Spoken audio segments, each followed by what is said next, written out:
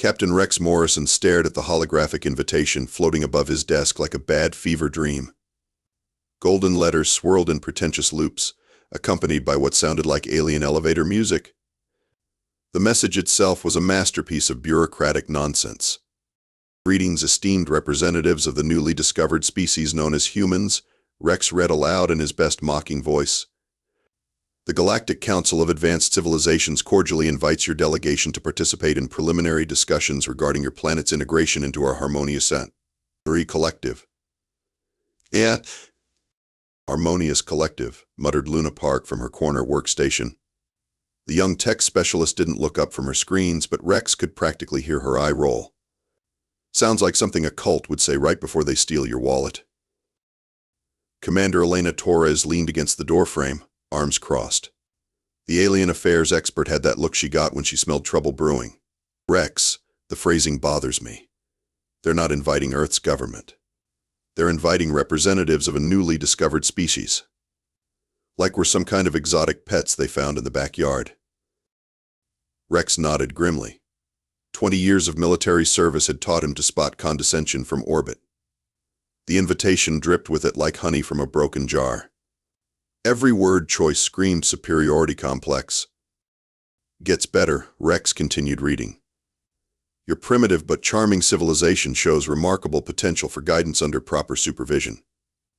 We look forward to discussing the many benefits of Council membership, including resource optimization and population management protocols."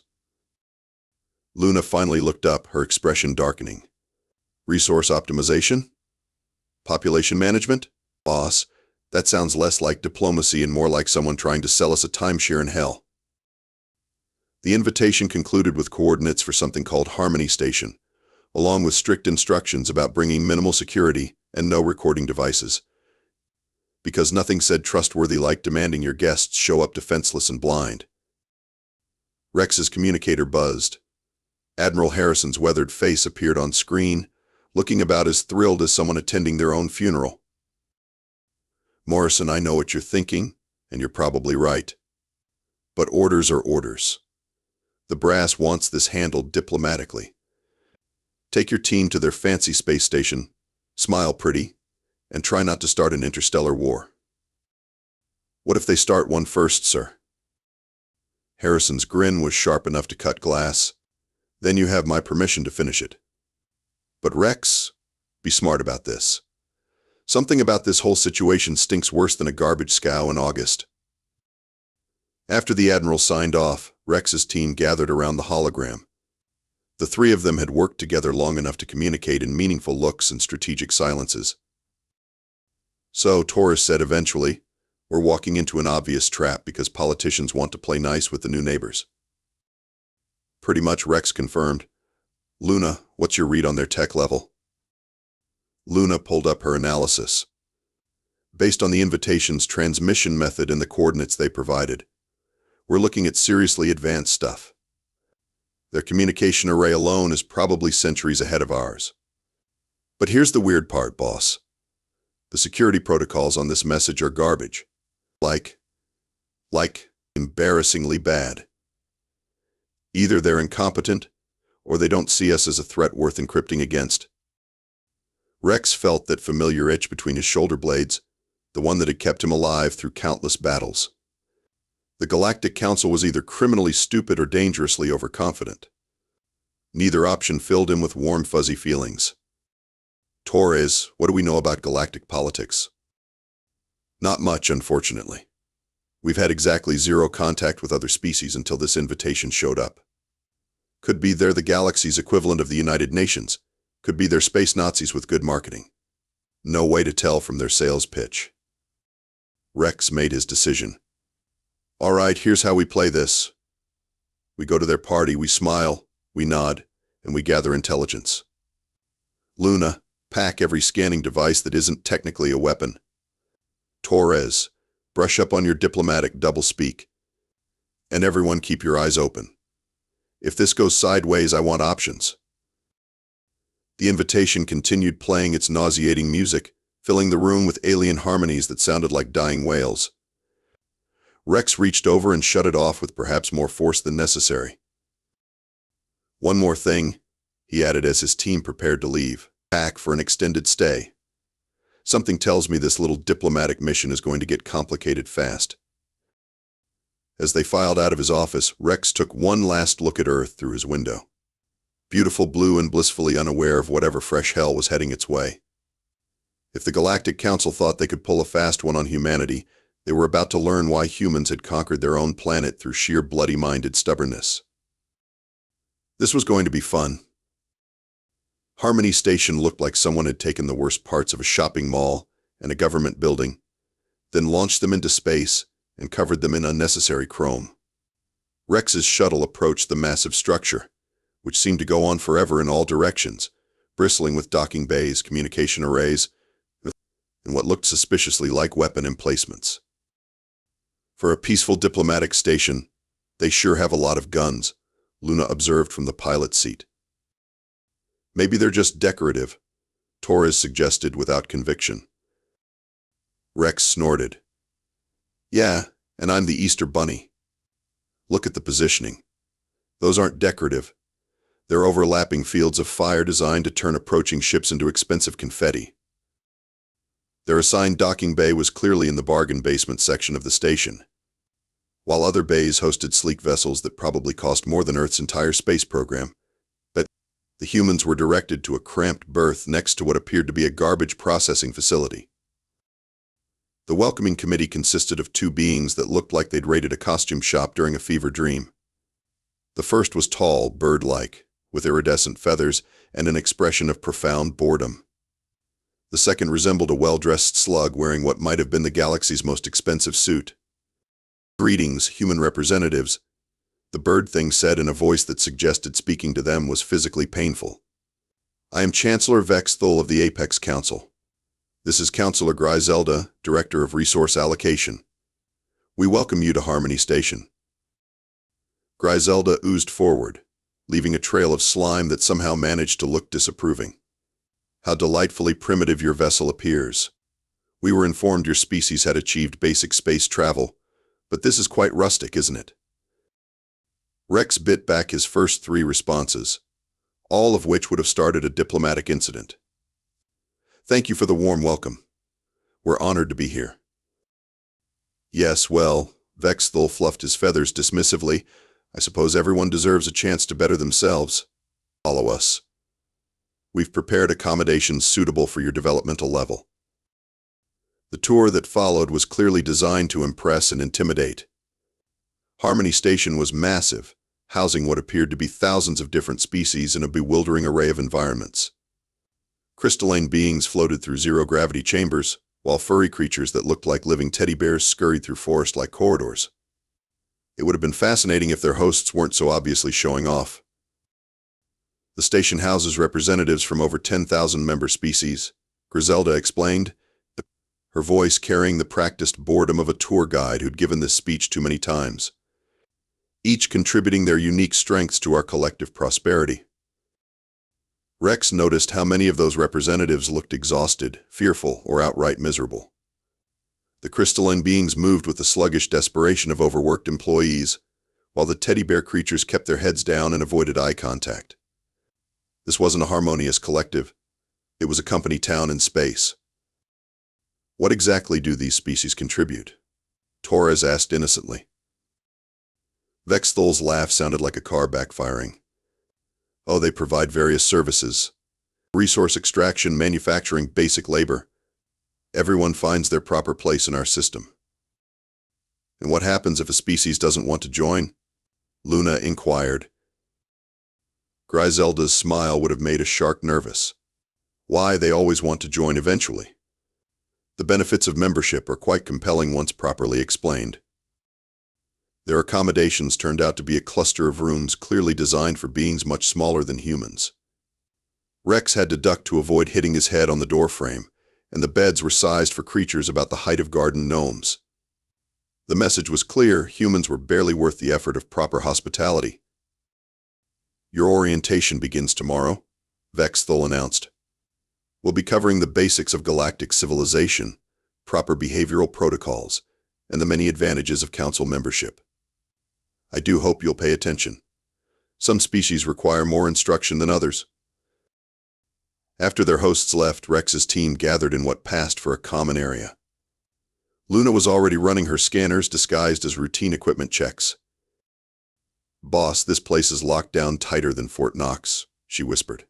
"Internal sensors everywhere, restricted access zones, and security protocols that would make a paranoid dictator jealous. Plus, I'm picking up massive energy readings from sections marked as off-limits to visitors." Torres kept her voice equally low. "Did you notice how unhappy most of the other species looked? This isn't a diplomatic alliance, Rex. It's a protection racket with better marketing." Rex nodded grimly.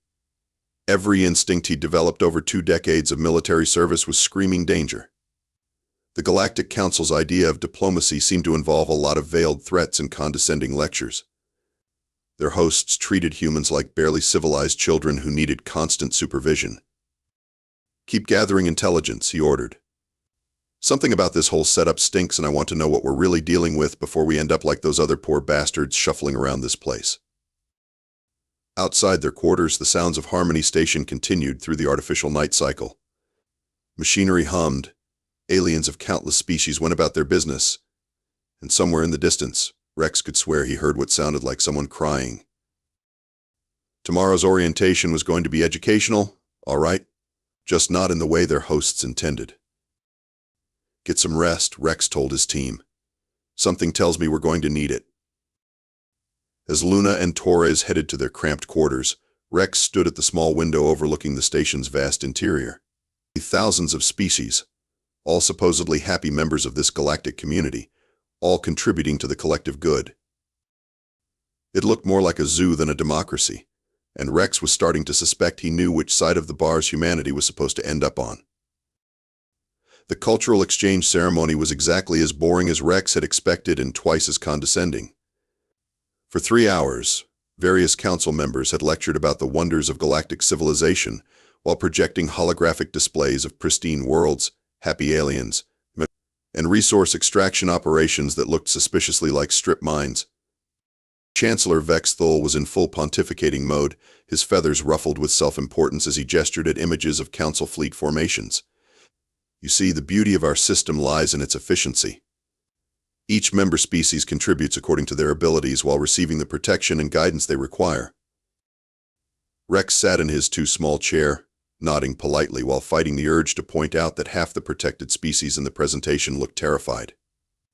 Luna was beside him, ostensibly taking notes but actually running discrete scans of the station's internal systems.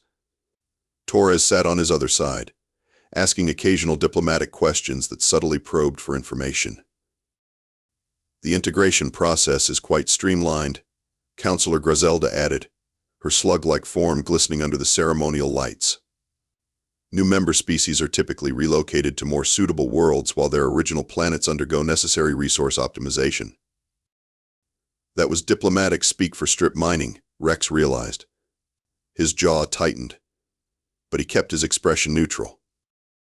Luna's tablet chimed softly with what appeared to be a routine system update. In reality, she'd just cracked her way into the station's communication network. Her fingers moved casually across the screen, but Rex knew she was diving deep into restricted databases. Of course, Vex Thul continued. "The process requires careful timing. It's important that planetary leadership be properly briefed on council procedures before any major transitions begin." Torres leaned forward with apparent interest. "What kind of transitions are we talking about exactly?" Griselda's smile was oil-slick smooth. "Population relocation, resource allocation, standard integration protocols. Nothing too dramatic. Most species adapt quite well to their new circumstances." Luna's tablet chimed again, and Rex caught the slight widening of her eyes. She'd found something. Her fingers continued moving with practiced casualness, but her posture had shifted into what Rex recognized as her combat-ready stance. "I'm curious about the timeline," Torres pressed. "How long does this integration process typically take?" Vex Thul's laugh had an edge to it. "Oh, it varies by species. Some require more convincing than others. But we find that once the leadership is properly situated and communication with the home world is temporarily restricted, most populations see the wisdom of compliance." Rex felt ice form in his stomach. Communication temporarily restricted. Leadership properly situated. They weren't diplomats, they were hostages. Luna's hand moved to her pocket, tapping out a coded message in the sign language Rex's team had developed for covert operations. The message received. Big problem. Evidence acquired. Need extraction now. Rex tapped back. How bad? Luna's response made his blood run cold. Invasion fleet. Earth coordinates. Launched yesterday. The presentation continued with Vexthul droning about the benefits of council membership, but Rex was no longer listening. His mind raced through the implications. The invitation had been sent weeks ago. Just enough time to get Earth's representatives off planet before the fleet arrived. Classic hostage situation tactics: remove the leaders, then present the population with a fait accompli. Torres had picked up on the coded exchange and was now asking increasingly pointed questions about council enforcement capabilities and fleet dispositions. Vexthul answered with the smug confidence of someone who believed his plan was foolproof. Our enforcement fleets are quite capable, the Chancellor boasted. Resistance is rarely an issue once proper incentives are provided. We find that species become remarkably cooperative when their leadership's safety depends on compliance. Luna's next message was even worse. Prison colony ships and system. Earth designated for complete resource extraction. Humans classified as expendable labor force. Rex's poker face had been perfected through years of military service, but right now it was getting the work out of its lifetime. The Galactic Council hadn't invited Earth to join anything. They'd lured the planet's representatives away so they could conquer it unopposed, then use the hostages to ensure compliance. It was a good plan. Ruthlessly efficient, morally bankrupt, and probably effective against most newly discovered species. Unfortunately for the Council, they'd picked the wrong species to mess with. This has been fascinating, Rex said, standing with what he hoped looked like diplomatic politeness. We'd like to discuss these opportunities with our team before proceeding. Perhaps we could reconvene tomorrow? Vexthul's eyes glittered with malicious satisfaction. Of course. Take all the time you need. I'm sure you'll find the Council's offer quite compelling once you've had time to consider all the implications. Griselda oozed closer, her smile predatory. Yes, do think carefully about your options. Some decisions can have far-reaching consequences for one's home world. As they left the ceremony, Rex's team maintained their diplomatic facadas while internally shifting into combat mode. They had maybe hours before the Council realized their little deception had been discovered, and even less time before Earth's situation became irreversible. Luna's final message of the day was 3 words that perfectly summarized their situation: we're completely screwed. Rex's response was equally concise: not yet, we're not. The Galactic Council had made 2 critical mistakes. First, they'd assumed humans would react like every other species they'd conquered, with resigned acceptance and grateful compliance. Second, they'd brought the humans to their primary command center, surrounded them with their entire leadership structure, and handed them access to their most sensitive systems. Rex smiled grimly as they walked back to their quarters. The Council was about to learn why humans had never been conquered by anyone except other humans, and why that distinction mattered more than they could possibly imagine. The real diplomacy was about to begin, and it wouldn't involve much talking. Rex gathered his team in their cramped quarters, speaking in the low tones of soldiers planning an assault. Outside, Harmony Station continued its normal operations, blissfully unaware that 3 humans were about to turn their carefully ordered world into expensive scrap metal. All right, here's what we know, Rex began. Earth's got maybe 6 hours before a Council fleet arrives to begin integration. We're hostages meant to keep our people compliant while they strip mine the planet and turn humanity into a slave labor force. Questions so far? Torres raised her hand with mock politeness. Just one. Are we going to kill them all, or just the ones in charge? I'm leaning toward option 2, Rex replied. Luna, what's our tactical situation? Luna pulled up her illegally acquired schematics on her tablet. Good news and bad news, boss.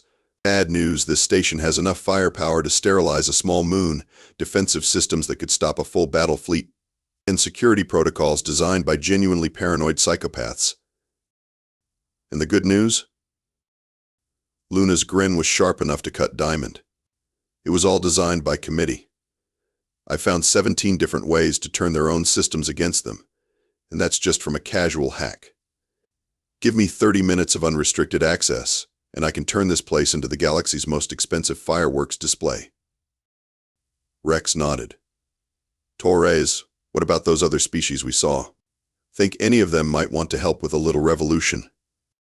Torres's smile was diplomatic and terrifying.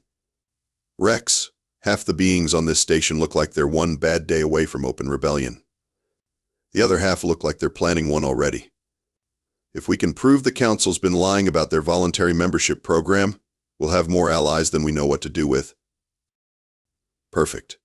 Rex stood, feeling the familiar calm that came before combat.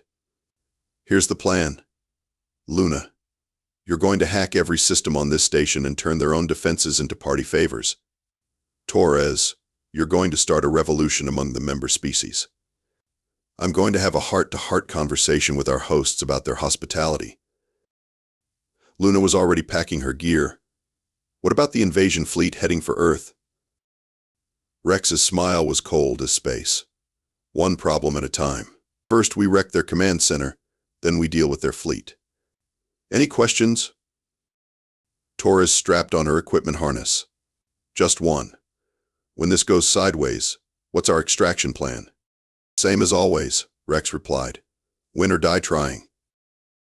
Luna headed for the station's main computer core, moving through maintenance corridors she'd mapped during her earlier hacking attempts. The security systems recognized her as an authorized visitor, thanks to some creative identity manipulation. Getting access to the core systems would take time, but once she was in, the Council's technological superiority would become their greatest weakness. Torres made her way to the common areas where off-duty species gathered. Her diplomatic training had taught her to read alien body language, and what she read made her furious. Fear, exhaustion, despair, and barely contained rage. The Council's member species weren't partners, they were prisoners with Stockholm Syndrome. She started with the crystalline beings she'd noticed earlier. Their translator implants made communication possible, and their grievances made revolution inevitable. Pardon me, Torres said to a cluster of crystal entities, but I couldn't help noticing you seem unhappy. Is everything all right? The largest crystal being, who introduced himself as Quartzes, nearly wept with relief at finding someone willing to listen. Our world was strip-mined completely. They said it was temporary, for the greater good. That was 40 years ago. Our people work 18-hour shifts in the processing centers, and anyone who complains disappears into the detention levels. Torres felt her diplomatic facade cracking. What about the other species? Are they all in similar situations? Quartzes gestured around the common area. Look at their faces, human diplomat. Does anyone here look like they joined willingly? Meanwhile, Rex was making his way to the administrative levels where Chancellor Vex Thol maintained his private offices. He'd dispensed with stealth in favor of direct confrontation. Sometimes the best approach was to kick down the front door and ask pointed questions. Vex Thol's office was a monument to ego and poor taste, decorated with trophies from conquered worlds and holographic displays showing Council fleet deployments. The Chancellor himself was reviewing reports when Rex entered uninvited. "Ah, Captain Morrison," Vex Thol said without looking up. "I trust you've had time to consider our generous offer." "Oh, I've considered it," Rex replied, settling into a chair with casual insolence. "Funny thing about your offer, though. It sounds less like diplomacy and more like a protection racket with better marketing." Vex Thol's feathers ruffled with irritation. "I'm afraid I don't understand your primitive terminology." Rex leaned forward, his voice dropping to conversational levels that somehow managed to sound threatening. "Sure you do. You invite the leadership off-world, then show up with an invasion fleet and prison ships. Classic hostage situation.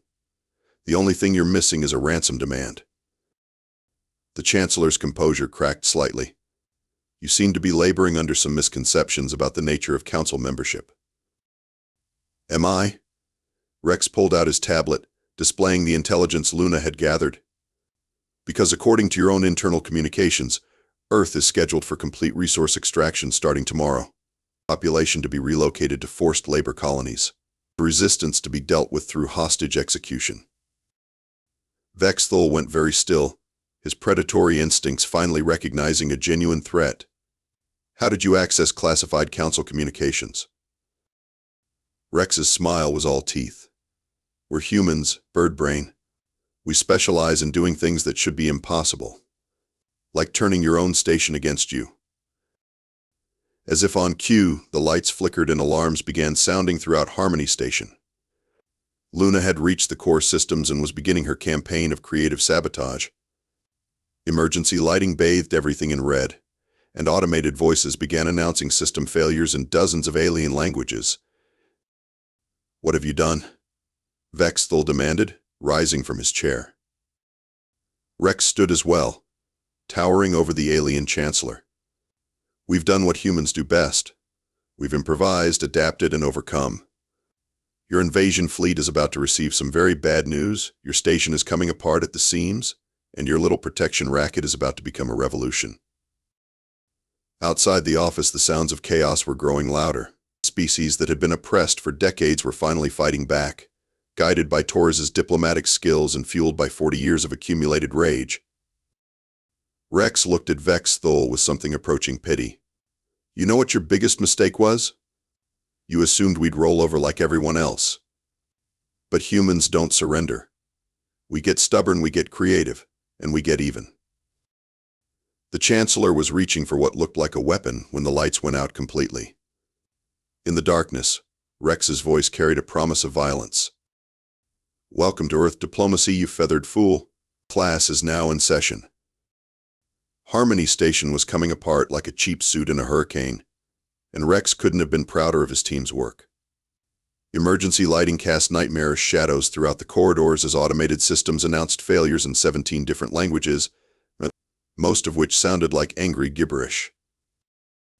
Luna had turned the station's own security network into a weapon of mass confusion. AS doors sealed randomly, cutting off escape routes for Council security forces while opening pathways for the rebelling species. Artificial gravity fluctuated between crushing weight and zero-G chaos, making coordinated defense impossible.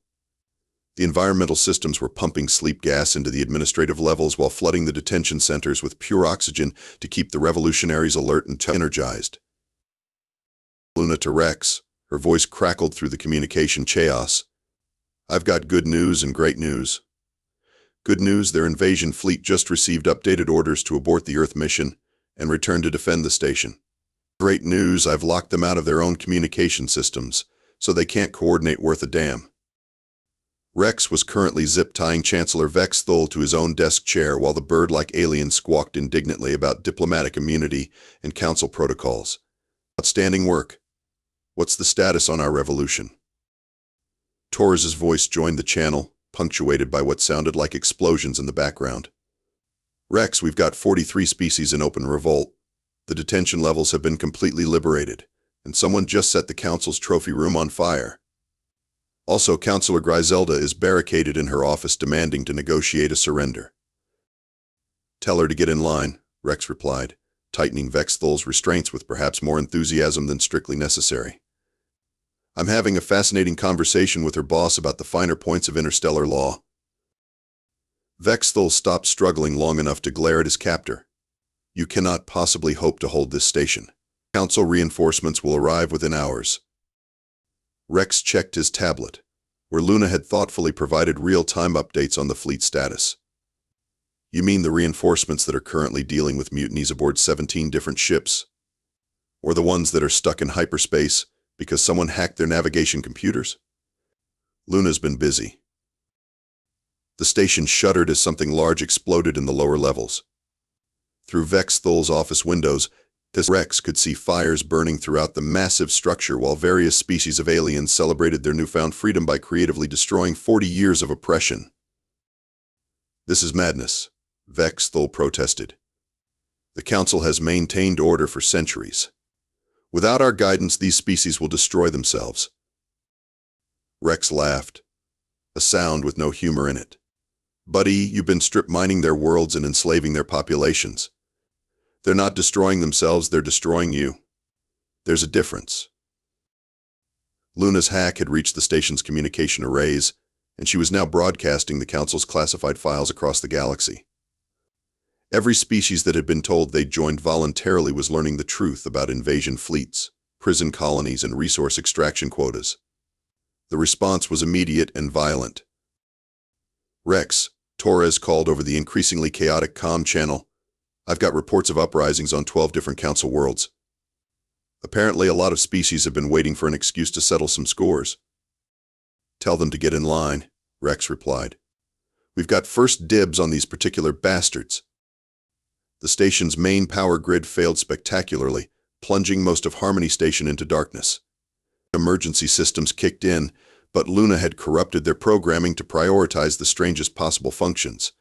Life support was rock solid, but the elevators were now playing what sounded like alien death metal at maximum volume while dispensing random food items. Vexthul was looking increasingly desperate as reports filtered in of his galactic empire crumbling in real time. You don't understand the consequences of your actions. Without the Council's stabilizing influence, there will be chaos, war, anarchy. Rex patted the alien's head with mock sympathy. You're probably right.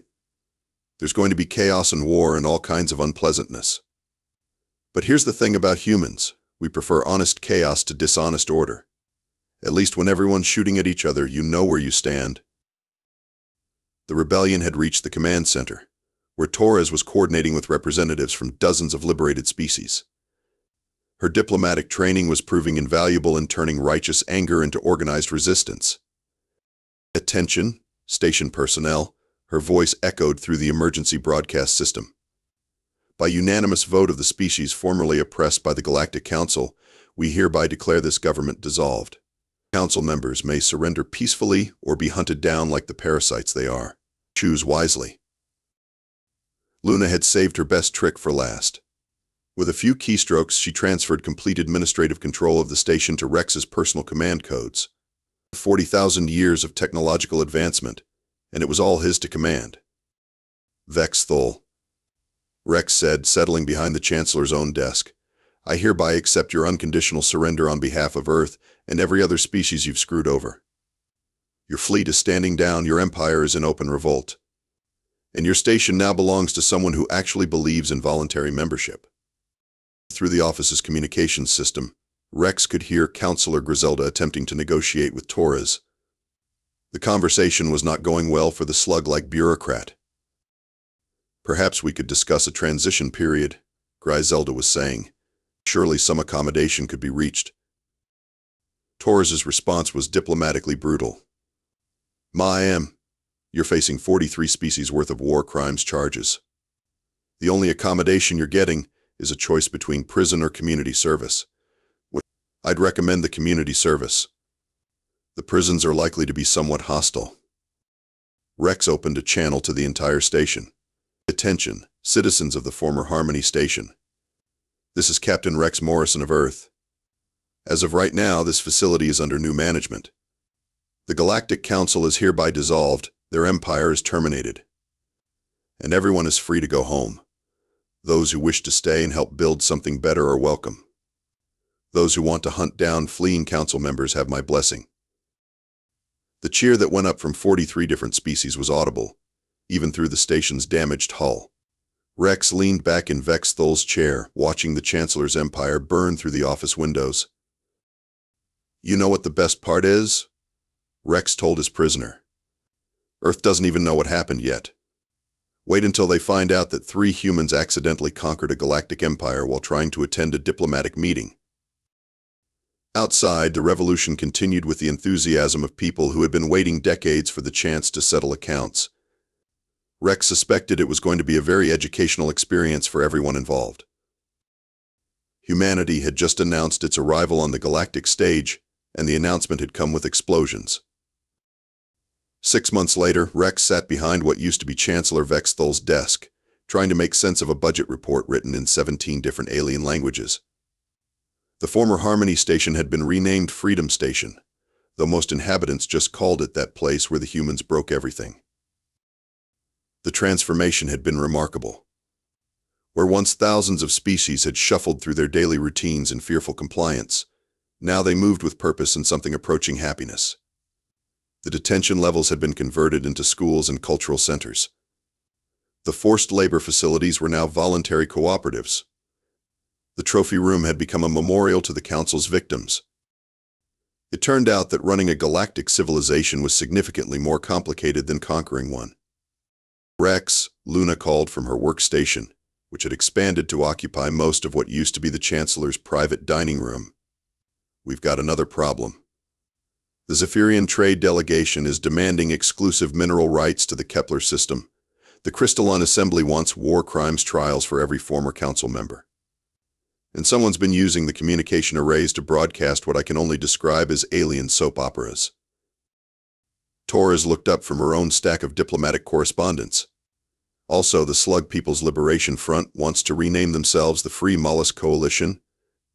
The bird-like apex species are demanding reparations for their feathers being used as decorations, and 3 different worlds are claiming the same system as their ancestral homeland. Rex rubbed his temples, wondering not for the first time if they should have just let the council keep running things. What's the good news? Good news is that nobody's shooting at each other, Torres replied. Yet. Hilinet.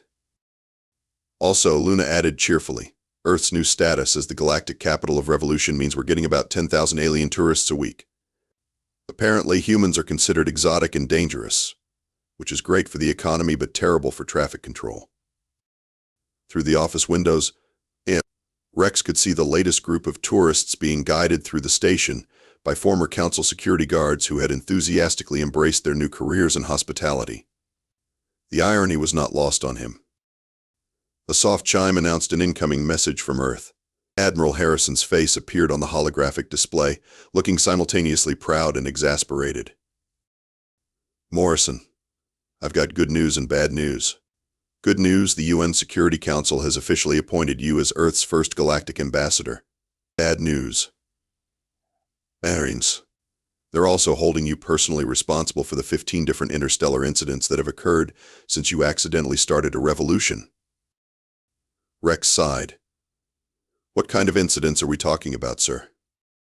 Well, there's the trade war between the Mining Guild and the Agricultural Collective, the territorial dispute over the Centauri system, and something called the Great Tentacle Uprising that I'm told is your fault somehow.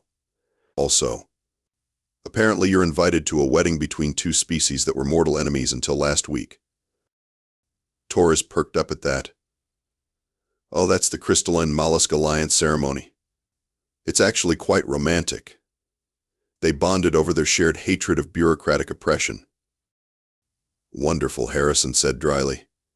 Rex, I don't suppose you have any plans for fixing the mess you've created? Rex gestured around the command center, where representatives from dozens of species were working together to solve problems, mediate disputes, and generally try to build something resembling a functional government. We're working on it, sir. Turns out that freedom is messier than tyranny, but most folks seem to prefer it anyway. Luna's workstation chimed with an urgent alert. Boss, we've got incoming ships. 3 vessels. Unknown configuration, requesting permission to dock. Torres checked the diplomatic databases they'd been building from scratch. No records of first contact with these species.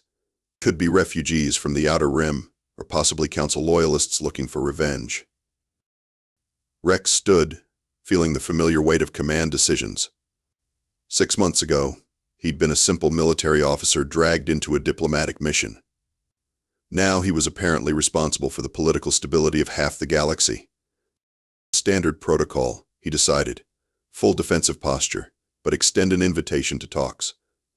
If they're refugees, we'll help them. If they're looking for trouble, we'll give them more than they bargained for. The lead ship's communication came through in accented but clear English. Freedom Station, this is Captain Zix Ander of the Independent Merchant Marine. We're carrying refugees from the Outer Spiral. The Council's remnant forces have been systematically destroying our colonies. We've got 300 families aboard, including children. We're requesting sanctuary. Rex exchanged glances with his team. This was exactly the kind of situation they'd been dreading and preparing for. Captain Zixander, this is Ambassador Morrison. You're cleared for Docking Bay 7.